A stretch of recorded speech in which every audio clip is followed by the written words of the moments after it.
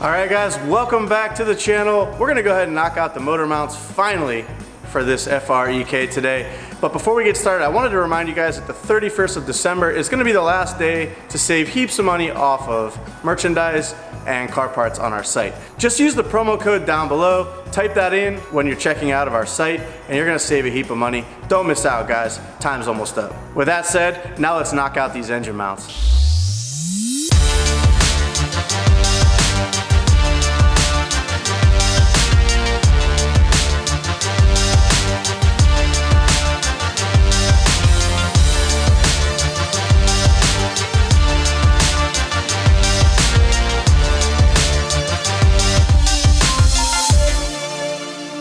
What's up? We're back with some more Civic content today. We also hung up a new sign in the shop, which we think is pretty cool. It says Industrial Metal Supply Company, and I have them to thank. We were in a pinch today without materials. I gave them a quick call. Luckily, they're right up the street from us, and they said, hey, come on by. We've got everything in stock that you need. Huge shout out to Industrial Metal Supplies for helping us out today. And that leads me to what we're working on.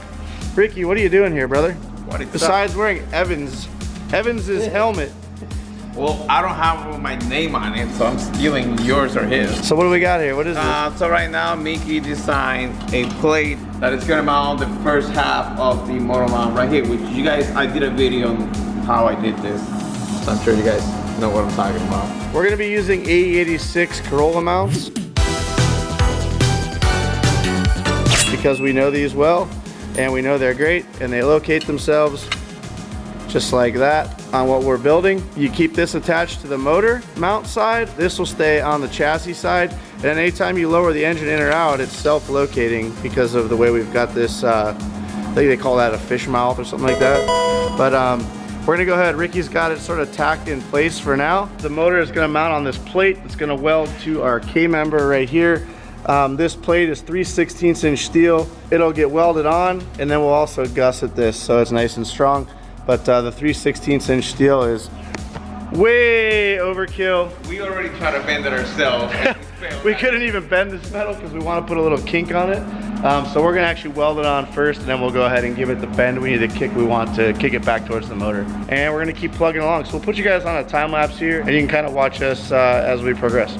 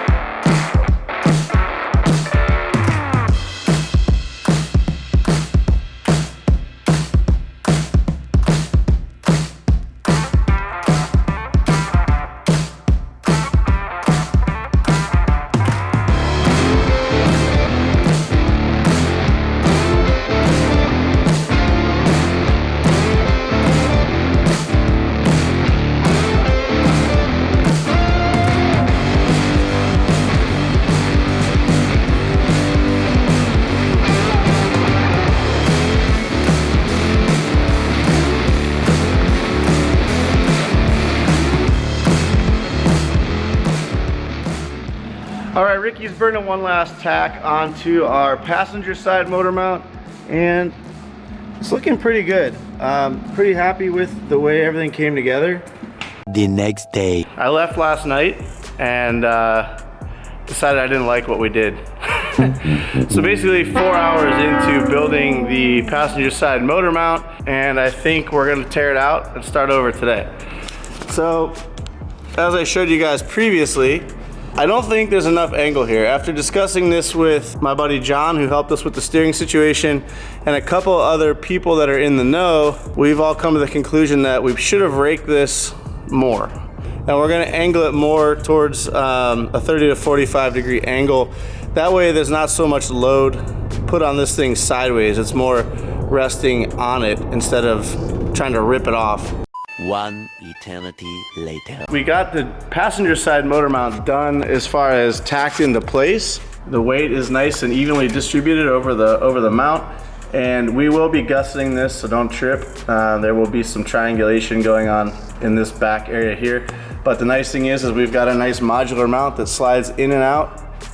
We'll make this motor easy to take in and out of the car should we need to service it. And for me, that's all part of the plan for building this car, is that we can go thrash on it, and we've put the thought in beforehand to make the car pretty easy to work on should we need to, trackside or even here at the shop. One thing we haven't talked about in any of the previous videos is basically our tension rod system. As you guys probably know, a front wheel drive car uses a compliance arm, which goes from this bolt here and this bolt here. It looks like this. So this is a Honda compliance arm, and essentially this would bolt in, well, it's backwards, but it would bolt into the arm here like this, through those holes, and then it would mount up here into the chassis. And what this arm does is it keeps this lower control arm from flexing front to back. It's basically compliance arm, so it's holding it in place. What we've done is we've actually applied a front traction bar for a drag racing type setup as our basically tension rod system. Now this is something that we think will work. We do know that this rod end needs to go away because being here allows this arm to move too much, and it gives front to back play in our full suspension setup. So this is gonna have to be solidified, probably just a bolt through the arm and solid mounted here. This arm can stay for adjustability and movement however it needs to move. But I think that's a pretty trick solution. It saved us a lot of fabrication time from actually making something ourselves. I hope you guys find that as neat as I do. I thought it was a cool solution for a problem. I'm gonna be moving on to the driver's side engine mount. Problem with this driver's side mount is that this is the front of the motor in a front wheel drive application. So there's really no motor mount provision on here to speak of. The K24 has a lot better option than the K20. So we're gonna go ahead and use some of these holes up here. So we've got a variety of hardware sizes in there, and I'm trying to decide now at the moment if we're gonna go ahead and actually tap those out and make them all the same size. I'm not sure, I gotta put some thought to it. But at any rate, I'm gonna start building the plate that's gonna go against the engine, just like this one here. We need to start with this, and that's what bolts to your engine block. And then we'll build the subframe side, and then we'll build the ears that mount it all together.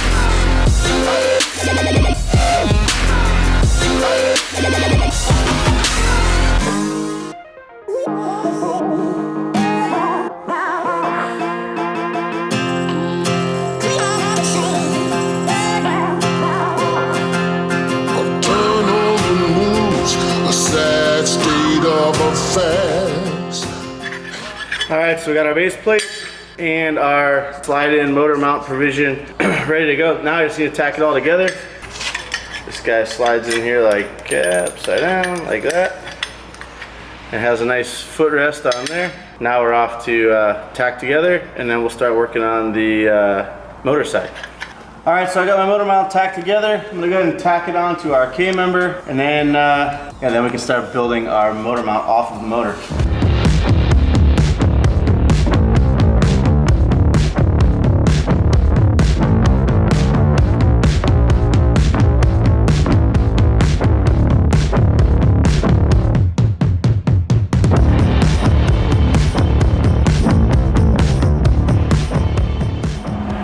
Well, she's all tacked in now, boys.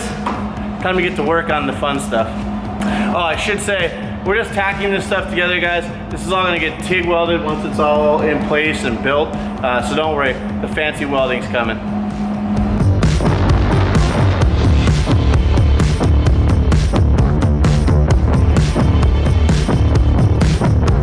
All right, guys, here I am with Mickey, working on the Civic again. And just to give you guys a quick update, right now we have the passenger side motor mount out because our buddy Eric from ILPAP was here and he had a quick chance to put a couple of dimes on the, you know, pennies, dimes, what do you want to call it? Until we ran out of gas. And then literally as soon as he was done, we ran out of gas, and then that's all we got. Mickey and myself, we removed the alternator and we removed the tensioner for the car because once we mounted the Skunk 2 manifold, as you guys know, we flipped the what do you call it, the outer portion of the intake manifold. Yeah, we flipped it 180 degrees, so for our purpose and application for the rear-wheel drive engine. And we had a little bit of clearance issue with the top part of the tensioner and the top part of the alternator, so we removed both of those. And as soon as Mick is able to bring the car down, we'll be able to show you. And we shaved certain portions of it. well, explain why we did added. I mean, we've basically added the whole accessory drive system now, except for the power steering pump, which we no longer need. We were starting to make the driver's side engine mount, but we realized that there's a lot of stuff that goes over here that's potentially in the way. So it's kind of working backwards if we make the mount first and then put all this stuff on. So we want to bolt this on at least. We may not use all of it. I honestly think we can, and keeping with the factory drive system is probably a good idea. There's no reason to complicate things. All we'll really do is remove the power steering system, which is going to require a different length belt, but we can figure that out and see what's in the way of our intake system. Now keep in mind, this Skunk 2 intake is made for this motor. So it's just that we're flipping the intake portion of it the opposite direction. So there is a little bit of clearancing that needs to happen, and as Rickie mentioned, we identified what those things were and we've already clearanced them. Now we're gonna check and see how it looks. If you guys can see here, I'm able to show you. So there was a little ear here that a bolt went through and another one here next to it. So those both got cut off and shaved, the same thing up here.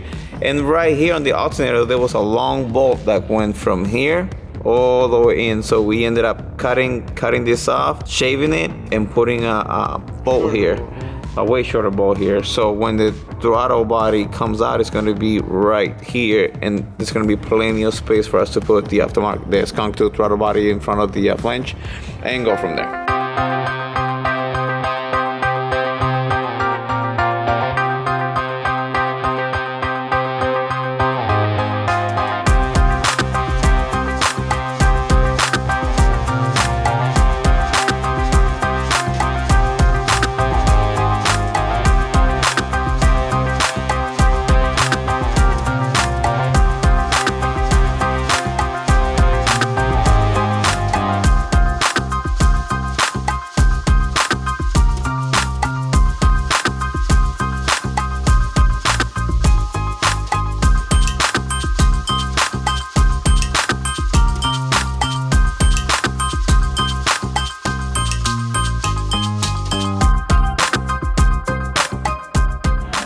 All right, guys, well, Rickie's gone off to his day job or night job, however you want to call it. I'm back here at the shop all by myself, and it's getting late, but I want to show you guys some of the progress. We have gotten the plate made that fastens to the side of the block here, and then we've got our base plate here on the rubber mount side. And now I am back to templating. So this will be the side piece for the front. Then I gotta move on to the back. So I wanna get this thing tacked in, that way I can leave here with a clear head knowing that this thing's suspended under its own power, and we can come back and crank away. But I'm gonna go ahead and template this thing up, get the metal made, and get this thing tacked into place. A little later. All right, quick update, boys and girls. About time for me to head out, but we got our motor mount in. Looking good in there. Did get a little tricky around the water neck here.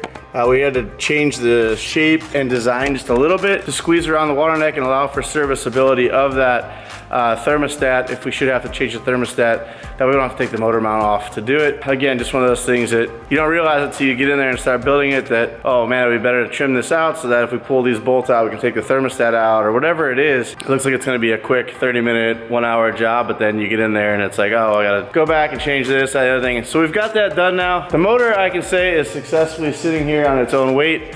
The last thing we'll have to do is build a transmission mount, which is going to take some work because these cars do not have an area to mount a transmission. So this is our factory S2000 trans mount. As you can see, there's 2 rails here, but as you can tell, they're not very structural. They're very thin sheet metal, and so in order for us to bolt something in here, we're going to have to build this up and make it a little more durable.